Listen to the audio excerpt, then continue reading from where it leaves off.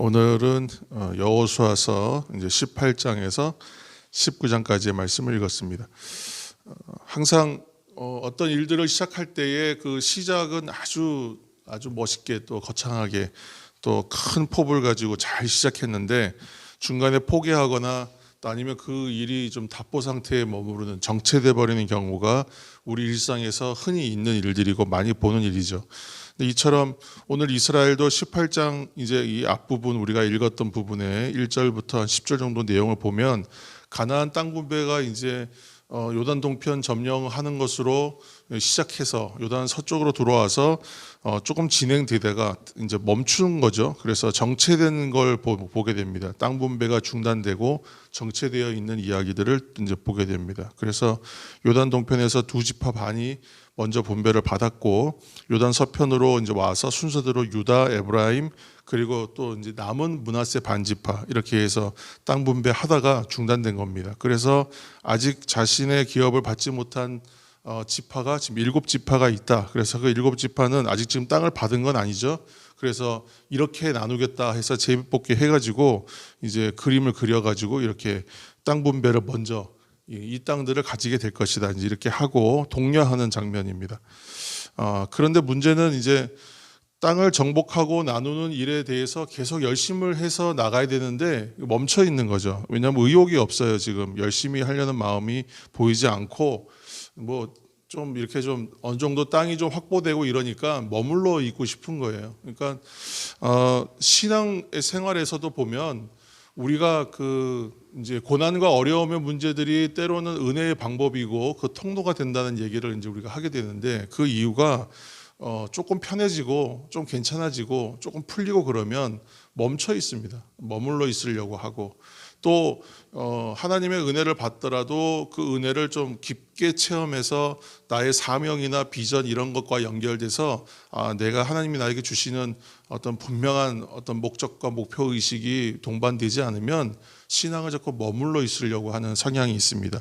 사람의 어떤 성품이나 본성과도 매우 연관되어 있는 것 같아요. 그래서 이런 이야기들을 하면서 우리가 지금 주일에 그 영적 자존심에 대해서 얘기를 좀 하고 영적 부끄러움을 좀 느끼고 그랬으면 좋겠습니다. 이제 이런 말씀들을 좀 나눴던 것, 우리가 했던 것도 이제 이런 이야기들과 상당히 연관되어 있습니다. 그러니까 신앙은 계속 가야 되는 거지 뒤를 돌아보지 않아야 된다고 말하는 것은 결코 멈추거나 정체되거나 퇴보하거나 답보하면 안 되는 거거든요. 그러니까 우리가 좀 생각할 때 좀 어렵게 좀 조금 이제 잘못 이해하고 있는 오해하는 것이 있는데 성령의 은혜를 받았다. 성령의 충만함을 얘기할 때 성령 충만함 가지고도 사실 몇 강을 나눠서 얘기해야 될지도 모릅니다만 근데 우리가 이해하기로는 그래요. 성령 충만은 성령의 은혜를 만나면 하나님을 만나서 우리 콘센트 꽂는 것처럼 접촉이 딱 된 상태, 접속이 된 상태, 커넥팅, 연결이 된 상태면 그때가 충만한 겁니다. 그런데 그러면 그 은혜가 얼마큼 가느냐는 거예요. 성령의 충만함은 성령 하나님과 동행하고 하나님을 만나는 그 시간에 충만해지지만 그러나 성령과 동행하지 않는 삶을 살면 서서히 빠지는 게 아니라 그 즉시로 없는 겁니다. 그렇죠? 왜냐하면 하나님의 은혜나 하나님 그러한 능력이나 하나님의 어떤 좀 신비한 힘이나 그런 것들을 만약에 우리 기대한다면 그것은 내가 간직해서 유지하고 있는 것들이 아니거든요. 그러니까 항상 연결되어 있어야 되는 거예요.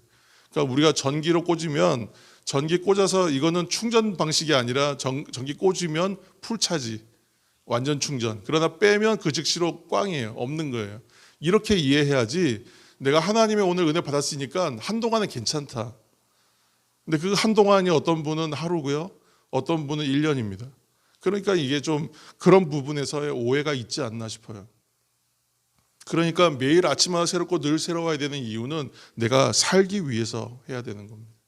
신앙생활은 그래서 하나님과 동행하는 시간이 늘 동행하는 시간이어야 하는 것이고 그리고 그 늘 동행하여 주시기를 간절히 바라고 원하는 마음으로 기도해야 하는 것이고 또 그렇게 하나님의 은혜를 때로는 고난이나 어떤 그런 시간을 통해서 하나님 앞에 더 간절하게 나아가다 보니까 깊이 만나고 체험하니까 그래서 고난이 오히려 나에게 은혜가 된다고 말하는 것이지 고난은 힘든 것이고 문제는 어렵기 마련입니다. 그 문제는 또 풀리지 않기 때문에 문제인 것이고, 오늘 이스라엘도 지금 땅 분배하고 지금 자신들의 비전과 해야 될 사명이 분명히 있음에도 불구하고 멈춰 있습니다. 왜냐하면 지금 이 정도면 우리가 잘하고 있다고 생각하고 멈춰 있는 거거든요. 그러니까 이제 여호수아는 독려하는 거예요. 아마 현장에서는 아마 더 심하게 아마 했을 것 같아요. 성경에 그러는 것도 없지만 성경의 행간을 읽으면 여호수아가 많이 분노해서 백성들을 독려하는 것으로 그렇게 이제 말씀이 읽어집니다. 저는 그래서 하나님이 우리에게 주시는 비전과 사명을 소유하고 그것을 계속 마음에 품고 있지 않으면, 갈렙처럼 그렇게 품고 있지 않으면 신앙은 진보하지 못하고 퇴보할 수밖에 없다. 무기력해지고 매너리즘에 빠진다. 어느 날 그런 어떤 그렇게 물어보는 분들이 있었습니다. 목사님, 기도하는데 기도가 밍숭맹숭합니다.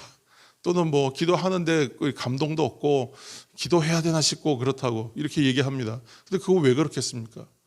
그것은 이제 하나님의 내가 은혜를 매일 받고 누려야 되는데 그렇지 못하니까 무뎌지는 거예요. 감각이 없어지는 거죠.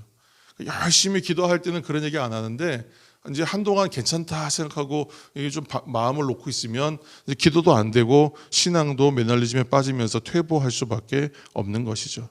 그래서 마태복음 7장 7절 말씀 우리가 잘 아는 말씀인데 그때 구하라, 찾으라, 두드리라 이렇게 말씀하고 있습니다.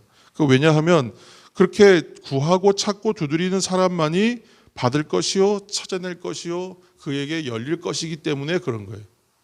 그러니까 그렇게 우리 주신 사명과 믿음에 대하여 순종하고 나아가야 되는 이유는 약속의 땅을 지금 확보해야 되는 이스라엘처럼 성도에게 주신 사명입니다. 그래서 그 사명을 가진 사람은 쉴 수가 없는 거예요. 멈출 수가 없는 거예요. 그래서 매일 좀 새벽에 나와서라도 기도해야 되고 아니면 집에서 내가 정해진 경건의 시간을 확보하면서 기도하고 하나님의 말씀을 읽을 때에 내 마음에 주시는 감동과 또 다시 한번 고취되어지는 사명감 이런 것들로 확인하면서 내가 해야 될 일들을 찾아서 감당하는 것이 성도의 삶이 아니겠습니까? 오늘 이제 또 19장에 보면 이제 모세의 리더십이 이제 여호수아에게 승계되는 얘기를 우리가 한번 나눴었는데 하나님의 일을 감당하는 건 그래서 사명으로 감당해야 하는 것이고 내가 체력이나 다른 조건으로 결코 그 일들을 하는 것이 아니라는 거예요. 근데 여호수아의 이제 삶을 이제 보시면 여호수아도 참 멋있습니다. 왜냐하면 그도 하나님께서 주신 능력이 여전히 있지 않습니까? 몸도 건강하고 체력도 있고 사명도 분명히 있어요. 그래서 그 수많은 전쟁에서 승리했고 땅 분배까지도 나중에 훌륭하게 마칩니다. 그런데 그 여호수아의 모습 가운데 가장 멋있는 것은 자신의 권리나 자신이 받아야 될 충분히 받아도 뭐라고 할 사람도 없어요. 그런데도 불구하고 그 자기 몫을 받는 것을 모든 분배가 맞춰진 후에야 자기 몫을 받아요. 그리고 그가 받은 땅이 딥나세라인데 딥나세라 같은 땅은 거의 황무지거든요. 이건 땅도 아니거든. 사실은 그 당시에 기름지고 좋은 땅이 많았을 텐데 그가 받는 땅은 가장 늦게 받고 나중에 받고 가장 좀 별 볼 일 없는 땅을 받습니다. 그리고 그 성읍을 중건하고 거기 거했다. 성경은 그렇게 얘기하고 있지 않습니까? 그러니까 그렇게 하지 않으면 거할 수가 없는 땅이었다는 얘기예요. 아무것도 없는 곳이었다는 거죠. 이처럼 여호수아는 자신의 사역을 다 마친 후에 백성들에게 자기의 몫을 청구해서 하나님께서 주라 하신 약속하신 땅을 그가 받는 것으로 성경은 이제 이야기하고 있습니다. 지도자로서 자신의 몫을 생각하기보다는 공동체와 다른 이들의 이익을 위해서 자신이 희생하고 또 섬기는 모습을 끝까지 보여줍니다.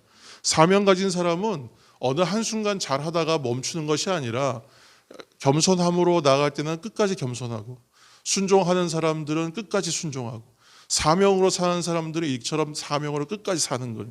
자신의 본분과 해야 할 일이 무엇인지 알기 때문에 남들에게 보여주기 위해서 업적을 쌓기 위해서 또는 누구에게 비교가 되기 때문에 시선을 의식해서 그런 게 아니지 않습니까? 자신의 삶의 본질이 이것이라는 거예요. 나는 이렇게 사는 게 맞다라고 생각하니까 그렇게 사는 거예요. 그것으로 만족하는 것이죠.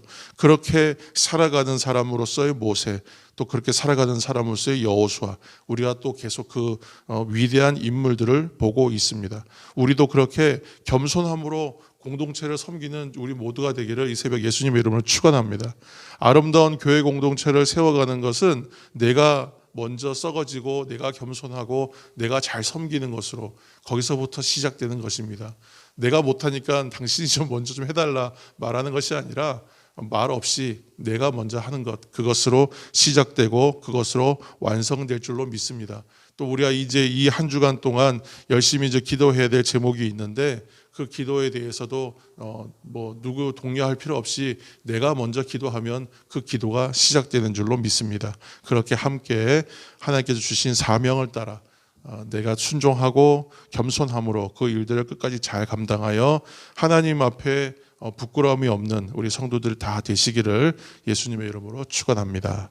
함께 이 시간 기도하실 때에 이 한 주간 동안 우리 기도 제목을 나눴는데 특별히 환우들을 위해서 함께 기도하겠습니다. 수술 앞둔 가정이 있습니다. 우리 이경숙 권사님 위해서 기도해 주시고 또 계속 말씀을 사모하고 예배 사모하는데 하나님 앞에 나오지 못하는 우리 박혜자 집사님 위해서 기도해 주시고 연로하신 분들과 젊은 가정과 청년 세대 다음 세대 위해서 함께 생각하시면서 우선 간절한 마음으로 함께 이 시간 기도하며 나아가겠습니다. 통성으로 함께 중보하며 기도하겠습니다.